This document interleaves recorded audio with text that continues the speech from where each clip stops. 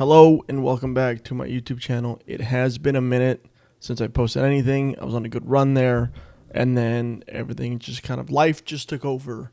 So with that being said, this video is a special video because it is a review of Dehancer, which is a very, very powerful tool to do color correction. So I was contacted by Dehancer to do a review. In exchange, I got to use their product for free. And I really got to use it and kind of put it through its paces. And I feel like I haven't even scratched the surface yet with what this software can do. I have tested it on a variety of cameras from my DJI Osmo Pocket 3 that I'm currently shooting on right now. I've shot with the DJI Action 5. I've shot with my Nikon ZF. I've shot with my Canon R5. And I rented a Panasonic Lumix over 4th of July weekend, the S1R2, I believe. They have a weird naming convention, but I've used one of the later Panasonic cameras. So I've been able to use this software on a variety of different camera profiles and camera image sensors, which I think is a good way to test stuff. So what I want to do in this video specifically is just kind of go through my thoughts and opinions on what the software is, how it performs, and how I like it. And to be honest, this is a software that I've had in my mind to purchase on my own before they even reached out to me. So what I want to do now is I want to jump into the Dehancer software. It's a very powerful tool with a lot of options and things you can do with it. I'll be honest, I haven't gone through every little thing yet because there's just so much there, but I feel comfortable enough that I can talk about how I used it for what I wanted out of the software, which for me, I'm an absolute sucker for film grain. So it's mainly used as like color correction, color grading to give it a look, and then to throw some film grain on there. But there's other things that I'll talk about that I think are important to talk about because the software is very powerful and there is a lot in here, and it's actually kind of overwhelming when you get into the software. But let's jump into it and I'll show you exactly what I mean.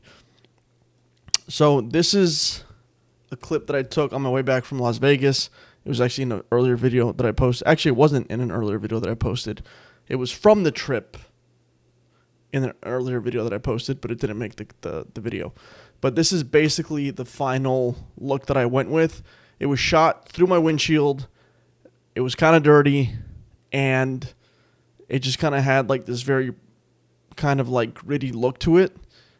This is what it looked like before without Dehancer right here. So it was pretty much this, and it was just a beautiful sunset, and I wish I could play the music, but I don't want to get a copyright mark on YouTube. But I was driving back. This was on the 15th coming back from Vegas. Beautiful sunset, and I just pulled out the DJI Pocket Osmo 3, which is the clip I will be doing the color on. This is what I used for this clip. And I was just in love with that sunset. And this is what it looks like with Dehancer applied. So, without it, with it. And what I basically wanted out of this was just kind of more of like a gritty Western process look to it. I threw some film grain on there. I kind of crushed a lot of like the highway on the left side, but I didn't really care about that because I really wanted to focus on the sunset. So let's kind of recreate that. So here's our clip without the effect applied to it, without anything done to it. The only thing I've done here is I've applied Dehancer. So when you apply Dehancer, it'll automatically just kind of put a Rec 709 there. So the first thing I do is I go to choose camera, and then I basically go through and I find the camera that I shot it on, and they have a lot of different LUTs for all these different cameras and camera profiles. For this one in particular, I shot on the DJI Osmo Pocket 3 in D-Log, so I'm going to select that. And that right there brings it to a better color space. It's the LUT that's actually meant for the camera. And then from there, you have some general basic options over here, like exposure comp, right? You can adjust things like that. I really wanted to bring out the sunset, so I did bring down the exposure on this by like -1. Nothing dramatic, nothing crazy. I like subtle changes. And then here you get temperature control. So I can, you can adjust the temperature, make it much cooler, much warmer, if that's kind of what you're after, if you really want that warm look. But you can do it 0, default. The next thing that I do is from the input, once I've selected the camera that I'm using, make some slight minor adjustments. And then from there, from input, I go to the film, and this is where you can kind of get creative, and you have all these different film looks you can put onto it, and there's so many. You can sit here and go through a whole bunch of them, and they're all amazing in their own way. But the one that I gravitated towards a lot was the Kodak Ultramax 400, which is the one that I just liked the way it looked on my footage. The other one that I like a lot too, that I did use, I believe on my nephew's birthday video, I believe it was the Kodak Gold 200. And then this is where it gets good for me. I am an absolute sucker for film grain, so I don't use any of these default presets. I love to customize this part, and for me, like, you know, as you can see, like the size puts a lot of film grain on there, right? And that just looks ridiculous to me, so I keep it very minimal. Usually I keep it around 5, to be honest with you, sometimes even 3, because I just want like a subtle film grain, but also you also have more options down here, like the amount of film grain, right? So it's like this will give you like a much finer film grain, or if you want to get really over the top, I mean, this is just absolutely ridiculous. But I'd probably keep this around a 5 as well, right? Because I just want like a hint of film grain. So like maybe a 5, or like I think I did like an 8 or a 10 on other videos. So for me, again, it's just like a very subtle film grain that I want, right? And you can see it up here in the skies. It's where it's really noticeable. But for a shot like this, I might go a little bit more, just because I really kind of want that gritty film look to it. But again, I like subtlety. I don't like it to be over the top. So that's kind of where I like to leave the film grain. I think that's a good natural spot. Again, I just like subtle film grain. I don't like for it to get too crazy. Right. So the other fun thing that I think a lot of people will like is the overscan option. And this basically, when you enable it, it gives you these different film reel effects over here on the side, or the film gate, I guess.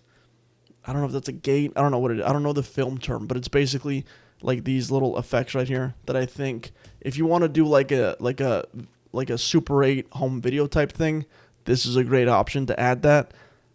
But there's different types here, so you can do Super 8. This is probably the most popular that you guys have all seen kind of all over social media. It's a pretty popular thing. That, and then they have the standard 16 millimeter, and then they have Super 16 millimeter, and then they have Ultra 16 millimeter, and then they have Super 35 millimeter, and then they have this one, which is, what is that, widescreen 35 millimeter. So they just have different types, right? And then this one's probably the most busy on the screen, I guess you could say. It's kind of just personal preference. Personally, if I ever did use this, which I might use it in a video that I want to do for my girlfriend, or about our relationship or whatever, would probably be something like this. I think this is something that kind of shows like home video memory type videos. So there is that overscan. I don't use that in every video. I don't think I've used it at all yet, but it's something I do want to use in the future. But you have that option, and then you obviously have different options that go with it. You can scale it differently and things like that. And then the exposure of it, you can go up, down, make it a little more subtle. You know, so everything kind of comes with a good amount of options here, which is what I like, that it really lets you customize it and dial it in for what you want, which I think is a good thing to have on software like this. And there's just so many different options here that it's a little overwhelming, I'll be honest. When I first saw it, I was like, whoa, there's a lot going on here. The last thing I want to highlight is the vignette. It's a nice feature to use if you want to draw your attention to a subject or an object, like if you want to focus kind of more on a subject in a shot, right? Kind of just, you know, darkens the corners and puts your focus towards something on screen, right? It's a great use of a vignette. But then again, there's all kinds of different options here. You can make the vignette bigger, smaller, right? Whatever you want. I haven't used the film damage, but basically it just adds, you got to look for it, but it's there. But it just adds those little specks of dust that you would get if you saw a movie in the theater on film, right? Like it's running through the projector and it just gets little dust and scratches and things like that. And again, here there are different options for different types of film scratches, but then there's also the customization, and then you can go through and customize it however you want, right? If you want more dust, right? If you want it to scale up and be a little more noticeable, right? And then if you got your,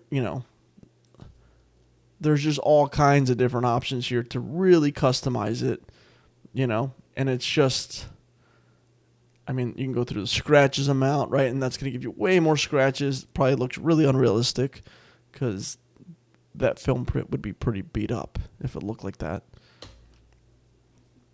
So you have film damage, which is another popular thing that people use to give it like that film look, which I'm all for. The last thing that I want to highlight, this is probably the other last thing that I said I want to highlight, was halation. So this one you have to look closely. If you look at the cars on the left-hand side and you look at the mountains where the sunset is, you'll see what the plugin is doing. And it's just adding halation to those areas. So this is with it, and this is without it. And then again, you have all your different options. You can do bigger, like this is 35mm Super 35, and it's like very noticeable what it's doing there. If you look at the mountains and the lights on the car on the left-hand side. So that pretty much sums up my use of Dehancer.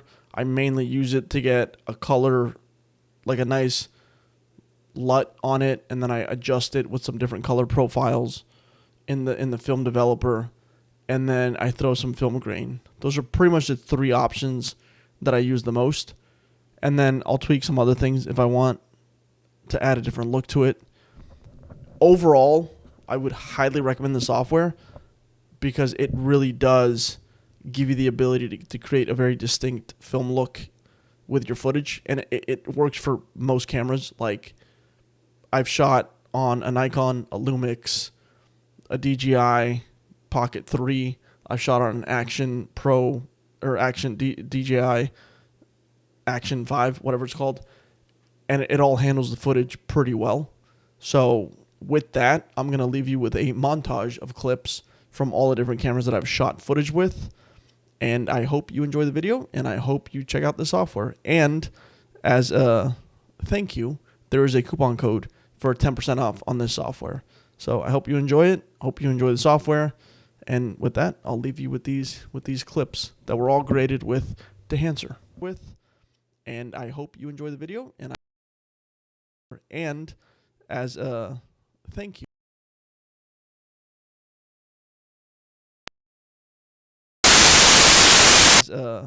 Thank you.